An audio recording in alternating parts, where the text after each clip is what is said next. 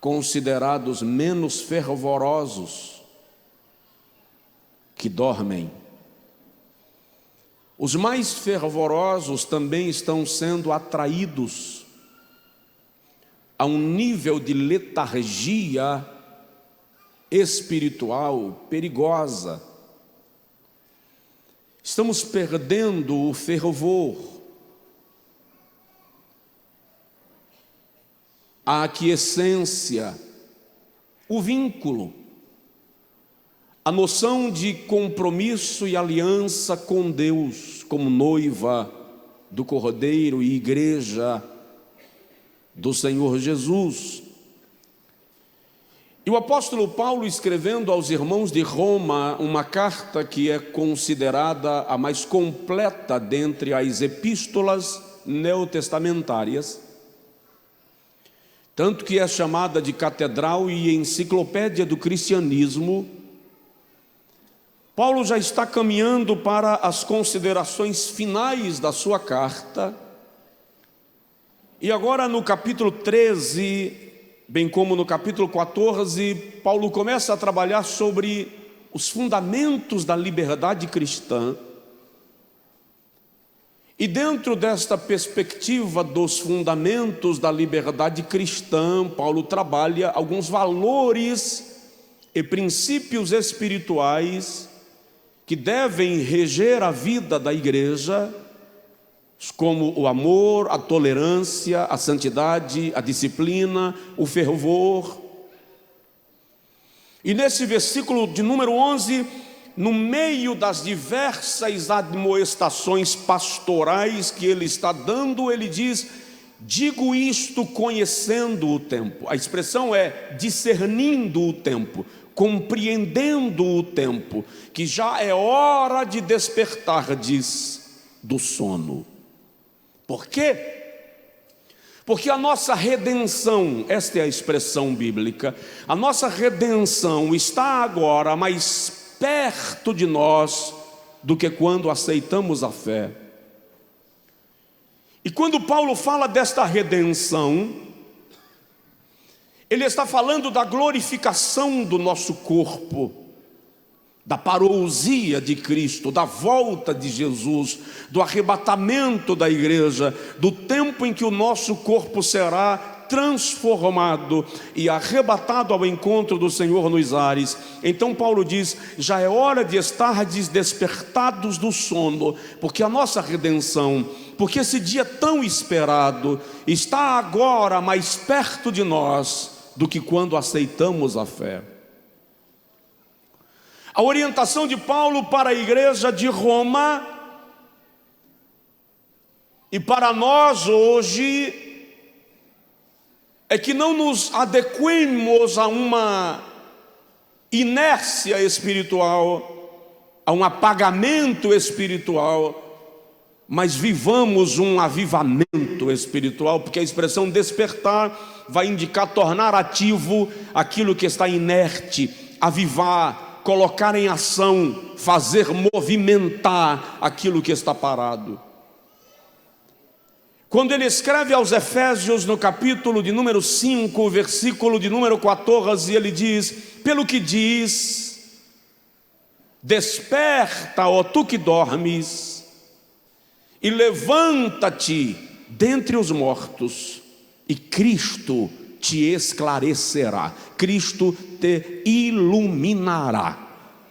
A ordem, portanto, é de despertamento, porque o sono espiritual não é o lugar indicado para a igreja que espera Jesus voltar.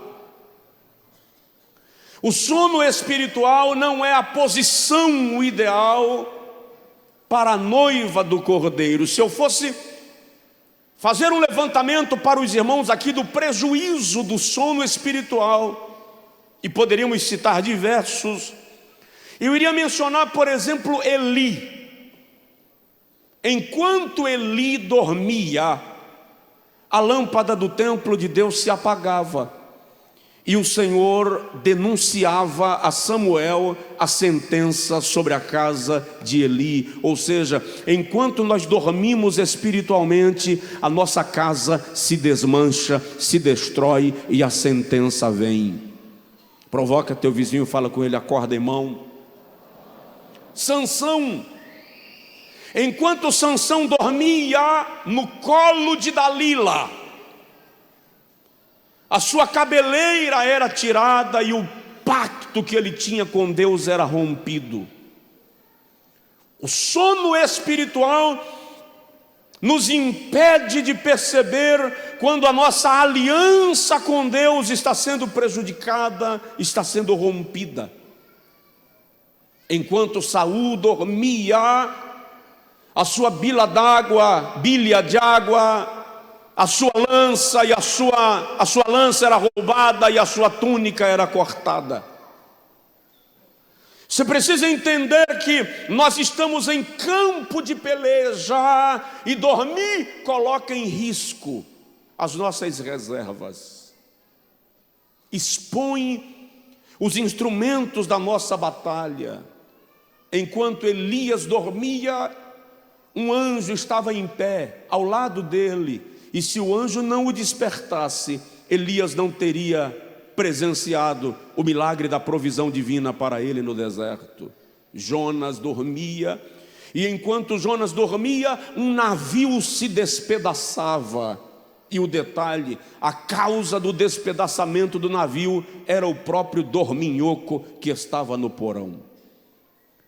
Nós não podemos deixar que o mundo se desmanche em torno de nós, enquanto Deus está dizendo, desperta, ó tu que dormes, e levanta-te dentre os mortos. E a igreja deste século, a igreja da minha geração, é uma igreja que ainda não conhece o despertamento espiritual na sua essência e potência. É uma igreja que ainda não se atentou para as questões espirituais que a envolvem. Nós somos bons em política, nós somos bons nos esportes, nós somos bons nas ciências diversas, e na questão da espiritualidade nós estamos negligenciando, e o Espírito Santo está dizendo, já é hora de despertardes do sono, já é hora de despertardes do sono, já é hora de despertardes do sono. Agora, em não muito tempo, o que significa despertar do sono? O que caracteriza um crente ou uma igreja que se despertou e está vivendo esse despertamento espiritual?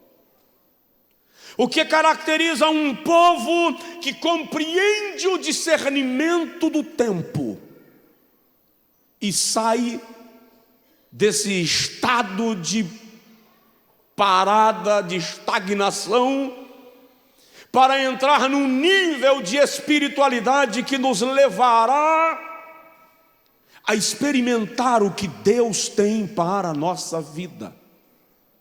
Então eu quero falar rapidinho sobre o que significa esse despertamento espiritual, e vamos analisar em que nível estamos. Primeiro, uma igreja que se desperta, um crente que se desperta, resplandece como luzeiro. Dá uma provocada no seu vizinho e diz para ele, você é luz. Você é luz. O Senhor Jesus, certa feita, no Sermão do Monte, e Mateus registra no capítulo 5, versículo 13 e 14, Jesus diz assim, vós sois o sal da terra. E se o sal se tornar insípido, com que se há de salgar? Para nada presta, senão para ser pisado pelos homens. Aí em seguida ele diz, vós sois a luz do mundo. E não se pode esconder uma cidade iluminada, edificada sobre um monte. Nem se acende o candeeiro e o coloca debaixo da mesa. Quando Jesus menciona a igreja como luz do mundo, ele está dizendo claramente que nós somos referenciais. Você é referência para o mundo. E de repente Jesus diz: não se esconde uma cidade iluminada, edificada sobre um monte. Ele está dizendo: você não passa desapercebido. Não se coloca o candeeiro aceso debaixo da mesa, ou seja, não esconda-se, faça a sua luz resplandecer.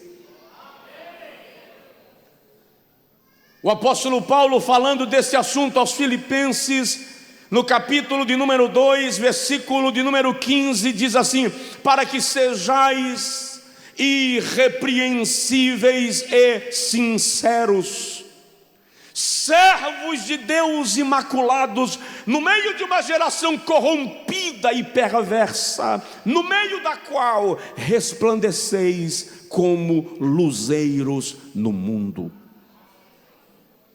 Uma igreja que despertou, uma igreja que entendeu o seu papel, compreende que ela resplandece, ela é visível e não precisa se esconder. Um dia, e esta para mim é uma das visões mais lindas da Bíblia, Zacarias capítulo de número 4, versículo de número 2, o anjo do Senhor pergunta a Zacarias: que vês, Zacarias? E Zacarias responde: eu vejo um castiçal todo de ouro, com 7 lâmpadas, e 7 canudos que ligam as lâmpadas a um vaso de azeite.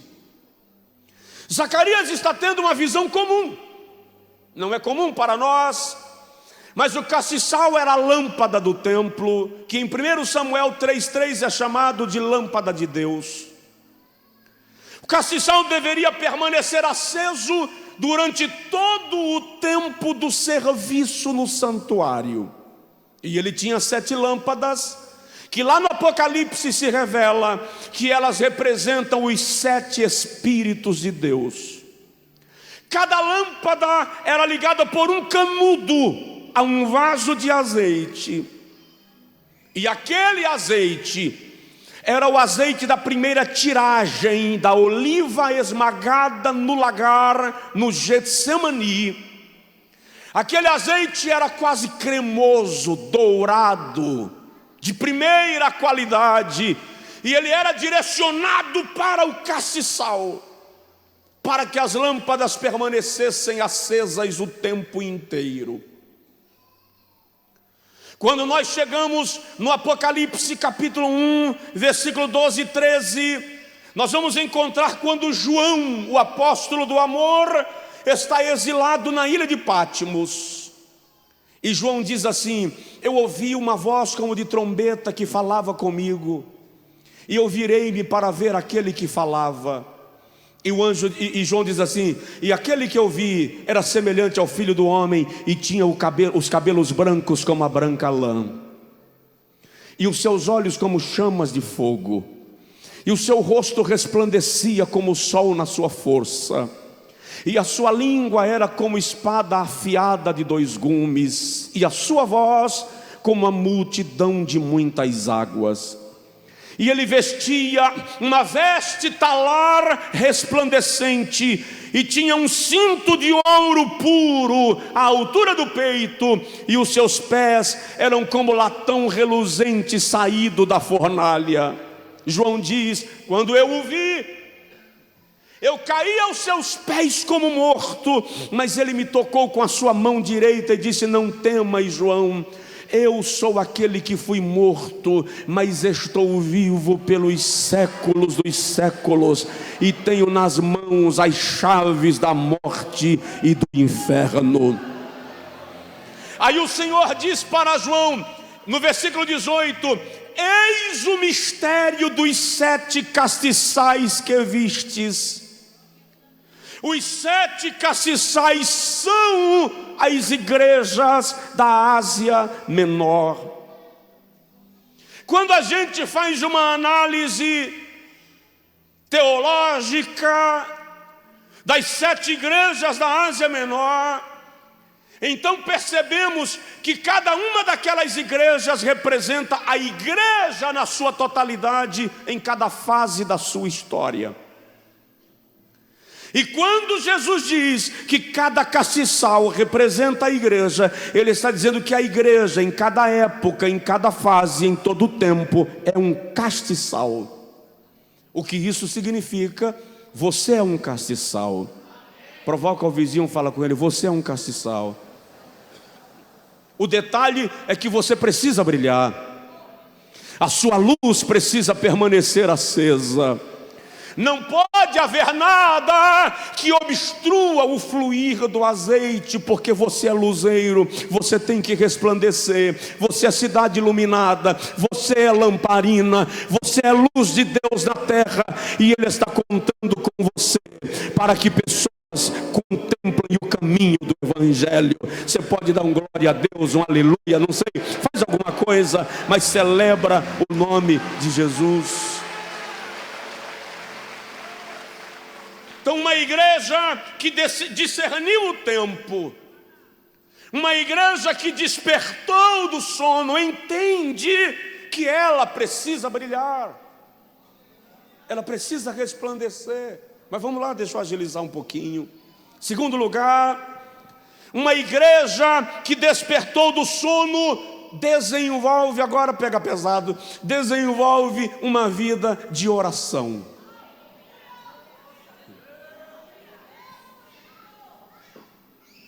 Uma igreja que discerniu o tempo não faz da oração um lanche, faz da oração o banquete.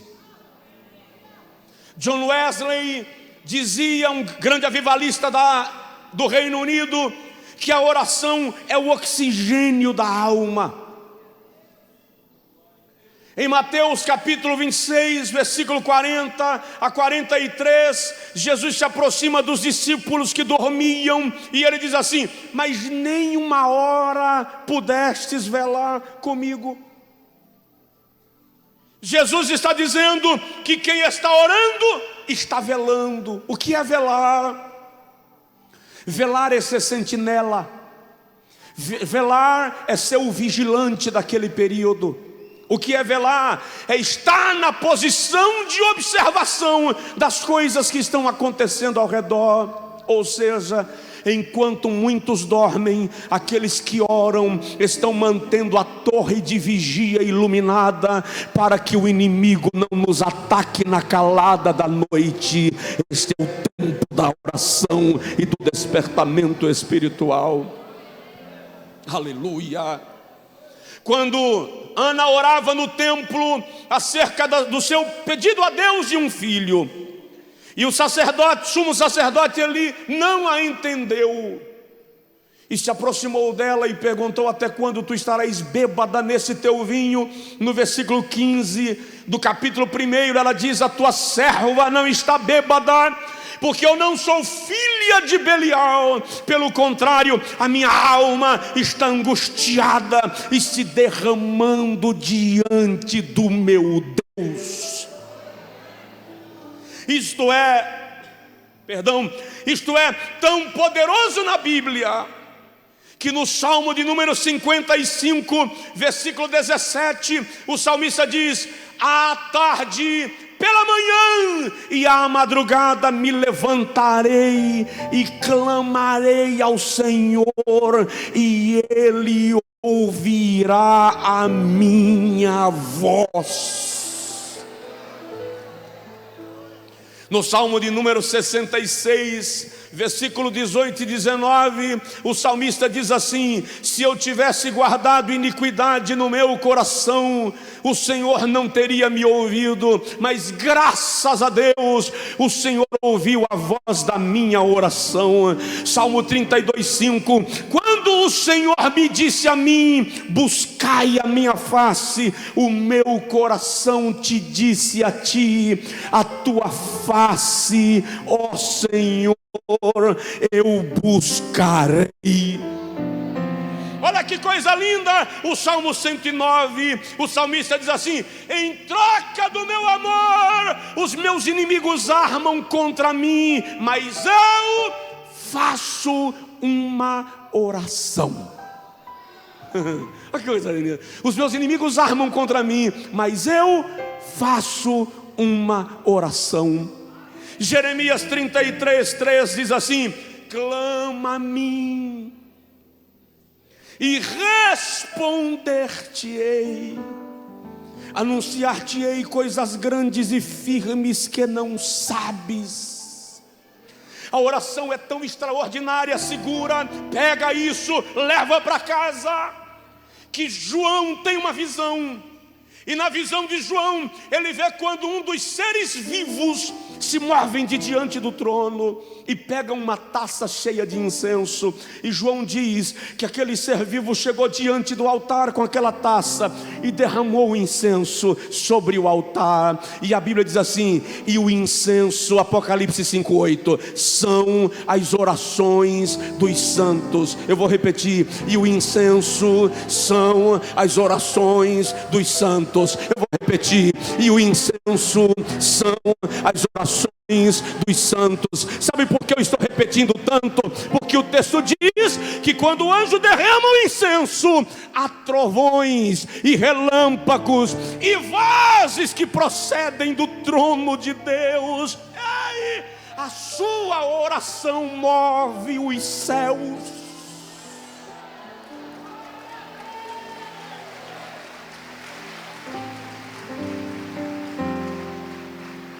A oração move os céus.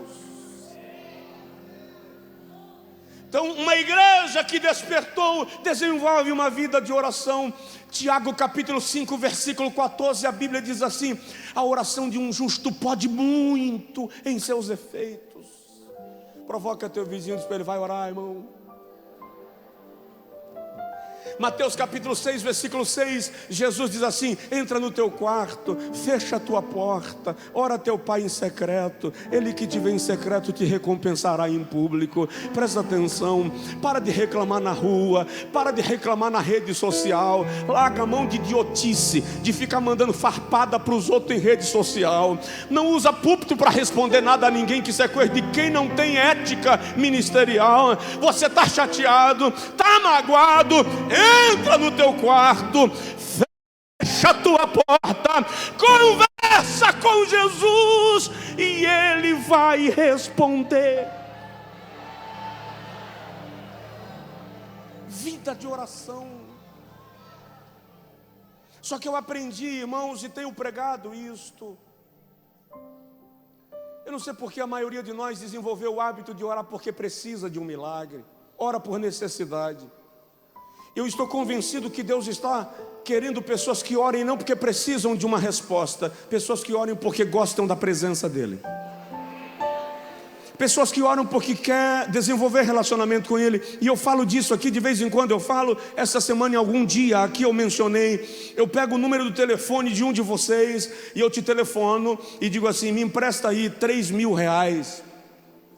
E você me empresta R$3.000 e eu pago, tá? Porque eu pago as contas. Aí depois de 6 meses eu nunca mais te liguei, não lembro que você existe. Daqui a 6 meses eu te ligo de novo e peço R$5.000 emprestados. Como eu paguei a primeira vez, você tem coragem de me emprestar a segunda, e eu vou pagar a segunda vez de novo, mas vai demorar 1 ano e eu não sei que você existe. Aí eu te ligo de novo e te peço agora R$10.000 emprestados. Eu paguei a primeira e paguei a segunda, você confia e me empresta a terceira e eu pago também. Só que passam mais 2 anos e eu não dou as caras. Aí eu te ligo depois de 2 anos. Fala a verdade. Quando o teu telefone tocar, que você tirar do bolso, se for mulher até achar na bolsa a ligação cai. Mas vamos lá. Quando tira da bolsa e olha o meu número na tela, o que você vai pensar? Esse cara está precisando de dinheiro. Só me liga quando está apertado. Aí a pergunta que eu tenho feito sempre é esta: o que é que Deus pensa quando você ajoelha? A maioria de nós só ora por causa de um milagre. E aí eu ouço Deus dizendo no meu coração: quero corações apaixonados pela minha presença. Eu ouço o Espírito Santo dizendo: vem orar, não pelo que você precisa, mas porque você pode ir além da necessidade. Porque quando você ora por comunhão, a necessidade perde força, ela é suprida naturalmente. Então, em nome de Jesus, uma igreja que se desperta, ora, busca a presença de Deus. Provoca teu vizinho e diz para ele: é tempo de orar, varão, é tempo de orar, varoa. Vou terminar. Já é hora de despertar do sono. O que é despertar do sono? Receber vida. Receber vida. Diga comigo: receber vida. Irmãos, Ezequiel, eu não posso tomar tempo nesse texto porque não dá tempo, mas Ezequiel tem uma visão no capítulo 37 do livro que leva o seu nome. Na visão, Ezequiel vê um vale de ossos secos. Na verdade, ele diz que estavam sequíssimos. E o Senhor pergunta para ele: filho do homem, esses ossos poderão viver? E Ezequiel responde: Senhor, tu sabes. E o Senhor diz para ele: profetiza a este vale de ossos secos, e dize-lhes a minha palavra, e dize-lhes: assim diz o Senhor, eis que eu enviarei carne e pele sobre vós, e nervos sobre vós, e vivereis. Aí Ezequiel diz assim: e eu profetizei, conforme o Senhor me ordenara. E olha que coisa linda: enquanto eu profetizava, houve um reboliço forte, e cada osso saía do seu lugar e encaixava-se ao seu osso, diz Ezequiel. E o esqueleto foi formado, e Ezequiel diz: e veio carne, e pele, e nervos, mas o espírito não estava neles. Aqui está o problema. Porque um vale de ossos secos não causa maiores dificuldades, porque já secou. Mas um vale de defuntos vai entrar em estado de putrefação e vai cheirar mal. E tem muita gente que não, tem muita igreja, tem muita confissão de fé, que não é um vale de ossos, tem uma boa aparência, tem músculo, tem carne, tem nervo, mas está morto. E é pior do que esse vale de osso, porque vai apodrecer, vai cheirar mal. Aí o Senhor olha para Ezequiel, e Ezequiel vê aquela coisa espalhada com mortos, e o Senhor pergunta: filho do homem, esses ossos poderão viver? E Ezequiel responde: Senhor, tu sabes. É interessante que a resposta no texto hebraico é literalmente assim: se tu quiseres, podem. Essa é a resposta de Ezequiel: se tu quiseres, podem. E o Senhor diz a Ezequiel: profetiza, filho do homem, profetiza ao Espírito, e diz: vento do Espírito, vem dos quatro cantos, e assopra sobre estes mortos. E Ezequiel diz: e eu profetizei, e o vento do Espírito entrou neles, e se levantaram. E era um exército muito numeroso que entrou na cidade. Presta atenção: quando o vento de vida sopra em nós, nós saímos da morte espiritual. Quando o vento do Espírito sopra em nós, a mortandade vai. E o extraordinário é que um vale de ossos se transforma no exército. Quando você está morto, toda a sua força para. Quando você ressuscita pelo Espírito, você é um exército. O que o Senhor está querendo fazer com a sua igreja no Brasil este tempo é fazer dela um grande exército que entra na cidade. um grande exército que se posiciona na cidade, um grande exército que influencia a cidade. Mas é o tempo, este é o tempo, esta é a hora de toda a morte espiritual sair, de um pecado ser abandonado, porque o Espírito de Deus quer nos levar a uma dimensão de vida espiritual extraordinário. Onde está a vida do Espírito Santo em nós? Despertar do sono é voltar a viver. Estamos num país, presta atenção nisso, porque isso aqui historicamente confronta a gente.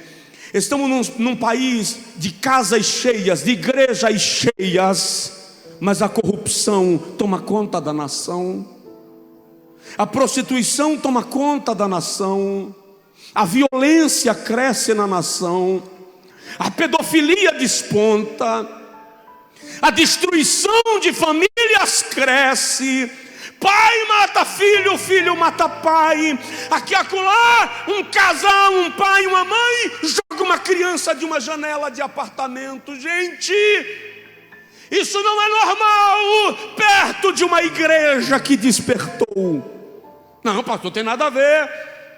Alguém vai me criticar. Tem coisas que eu digo aqui que no outro dia me arrebentam na internet. Mas a história diz que em todos os grandes avivamentos da igreja na história, a corrupção caiu, a prostituição reduziu, a violência caiu, a violência contra a mulher caiu, a violência contra o idoso caiu. Por quê?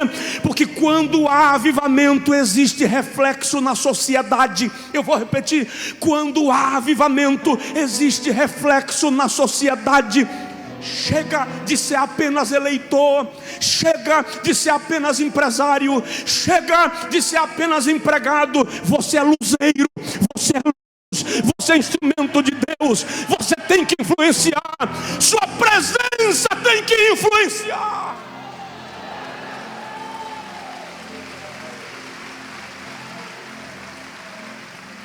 E eu quero que você entenda que a nossa influência não é verbal, não apenas verbal. A nossa influência é espiritual. A igreja precisa entender que onde ela chega, os demônios ficam inibidos. Eles têm que quietar o facho. Onde a igreja chega, as potestades precisam recuar, porque o território é tomado pela igreja. Onde a igreja chega, o mundo espiritual tem que clarear, porque a nuvem da glória de Deus repousa sobre nós. Aleluia. Você precisa ser uma ameaça para o diabo. Diz aí para o seu vizinho: você tem que ser uma ameaça para o diabo. Preste atenção nisso. O que eu vou dizer aqui é forte demais no mundo espiritual. Você é uma bomba que Deus jogou na terra, e Satanás tem que recuar diante da igreja.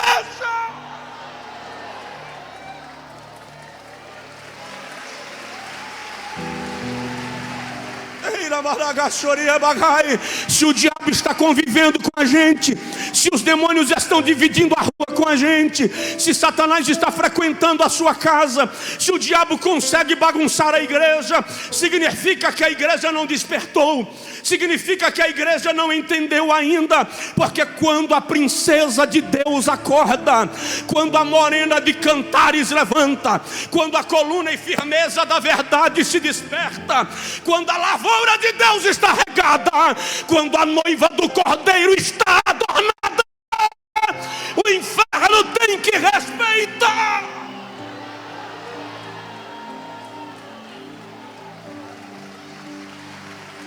Receba a vida, receba a vida, receba a vida.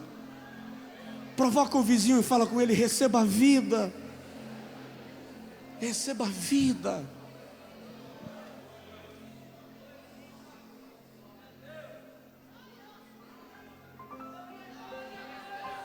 Receba a vida.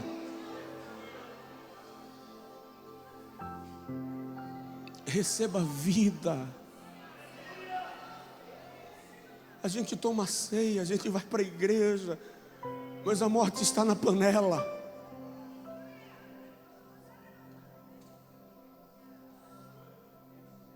E a palavra de Deus para nós hoje é: Lázaro, sai para fora. Sai para fora. Isso é uma redundância, pastor. Quem sai é para fora. Não vamos discutir gramática agora, por favor. O fato é que nós temos que sair da inércia.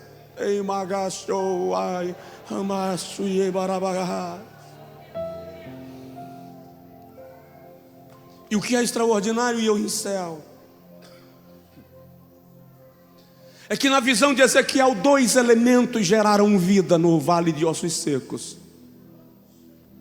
O primeiro elemento foi a palavra. Ele diz: enquanto eu profetizava, houve um reboliço.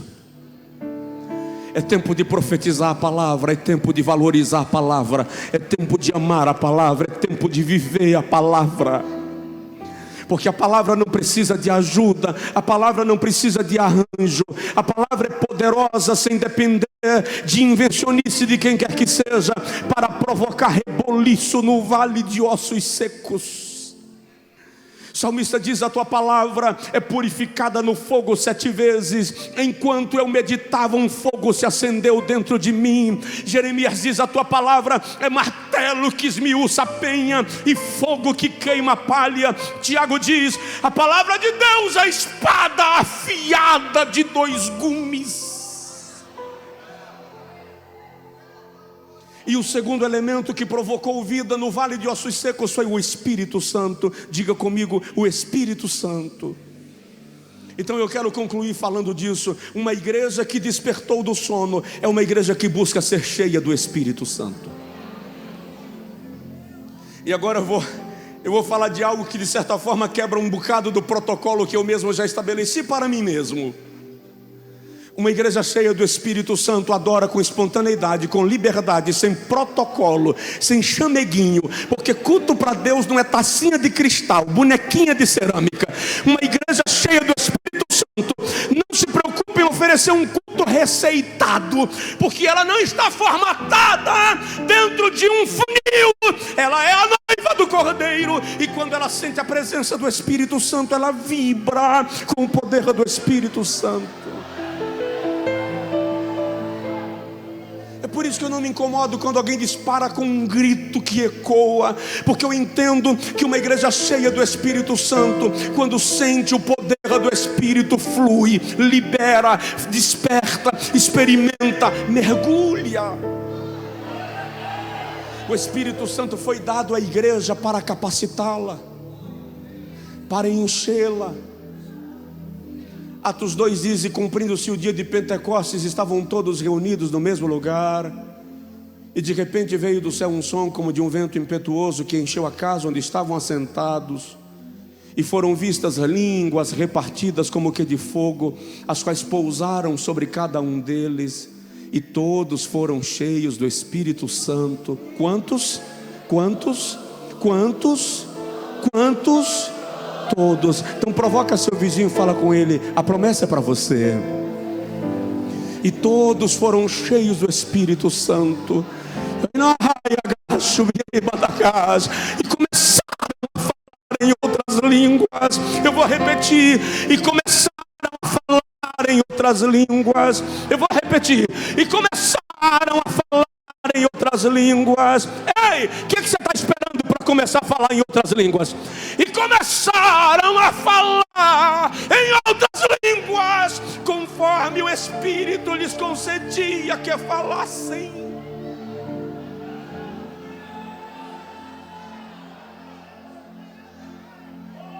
Abra sua boca e fale línguas espirituais agora. Sinta a presença do Espírito Santo.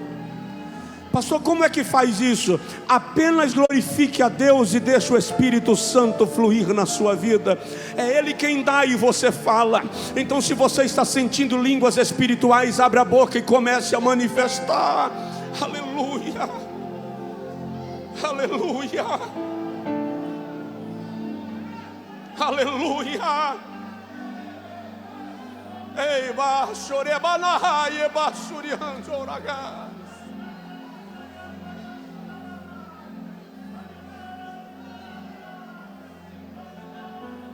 Eu queria ter mais tempo para falar um pouco sobre isso, mas eu vou pregar sobre isso aqui em outros cultos, sobre ser cheio do Espírito Santo, sobre ser batizado com o Espírito Santo, sobre mergulhar na plenitude do Espírito Santo. Aleluia. Eu lembro que eu fui convidado para ministrar uma aula especial num curso de bacharéis em teologia, de uma faculdade teológica de renome, mas de convicções tradicionais, conservadoras. E quando eu terminei de ministrar a aula, o diretor do curso franqueou a oportunidade para os alunos fazerem perguntas. E um dos alunos fez assim: pastor Josué, ele me saudou, cumpriu o protocolo e disse assim: você é um pregador que fala para uma multidão toda semana, só que está na hora de vocês pentecostais pararem de mentir e pregar a verdade. E eu disse para ele: esclareça. Ele disse: vocês pregam que batismo no Espírito Santo é para hoje, e vocês ainda têm coragem de usar a profecia de Joel como referência. Ele disse: só que a profecia de Joel se cumpriu em Atos capítulo 2. E ele abriu a Bíblia e me provou, Atos 2,14. Hoje se cumpre a palavra do profeta Joel. Ele disse: já o batismo com o Espírito Santo foi para a igreja primitiva, para que ela alcançasse o mundo de então. Não é mais para hoje. Você pode consertar esse equívoco teológico da sua denominação. Ele foi meio deselegante na colocação. E quando ele sentou e a turma estava meio que parada, porque foi muito forte a colocação dele, eu disse para ele: primeiro eu quero te parabenizar, porque 4 anos de faculdade teológica te ajudaram a identificar o tempo do cumprimento de algumas profecias, então parabéns. Mas eu quero te fazer uma pergunta antes de responder a sua. Você crê que o Espírito Santo que usou a Joel é o mesmo Espírito Santo que usou a Pedro? Ele disse: é claro que eu creio. Eu falei com ele: então está resolvida a questão. A profecia de Joel era de fato só para a igreja primitiva e se cumpriu em Atos 2. Tanto que Pedro diz: hoje se cumpre a palavra do profeta Joel. Só que Deus, o Pai, derramou o Espírito Santo sobre o cenáculo e ficou olhando lá de cima. Imagina aí o Todo-Poderoso sentado no seu trono de glória, olhando o que está acontecendo no cenáculo, e o movimento do cenáculo, e os apóstolos falando em línguas. Aí Jeová disse: eu vou prorrogar esse negócio, eu vou estender essa festa, eu não vou deixar ela parar. Aí o Espírito Santo tomou a boca de Pedro e disse em Atos 2,39: esta promessa se diz respeito a nós e a vós e aos vossos filhos e aos que estão longe e a tantos quantos Deus nosso Senhor chamará.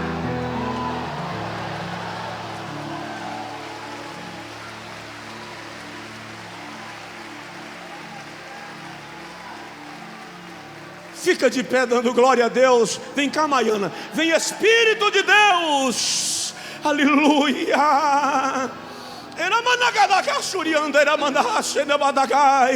Dá uma sacudidela de leve no seu vizinho e diz para ele: é tempo de ser cheio. É tempo de ser cheio. É tempo de ser cheio. Esse é tempo de avivamento. Antes dela começar a cantar, eu vou pedir uma coisa a Jesus. Eu peço agora, Senhor, toma conta desse auditório e enche cada partícula de ar da presença do Espírito Santo. Arrebata crente nesta noite em júbilo, em festa, em línguas estranhas, em profecia, em variedade de línguas, em nome de Jesus. Receba nesta noite o toque de Deus. Eu sinto a sua presença neste lugar. Eu sinto a sua presença neste lugar. Eu sinto a glória de Deus nesse lugar. E pelo poder do Espírito Santo eu digo: seja cheio, seja cheia do Espírito Santo. Vamos louvar ao Senhor com esse cântico. A igreja canta. Se você sentir desejo de cantar em línguas, cante em línguas. É tempo de avivamento. É tempo de avivamento. É tempo de avivamento. É tempo de festa. Só quem pode, erga a sua voz e dê glória.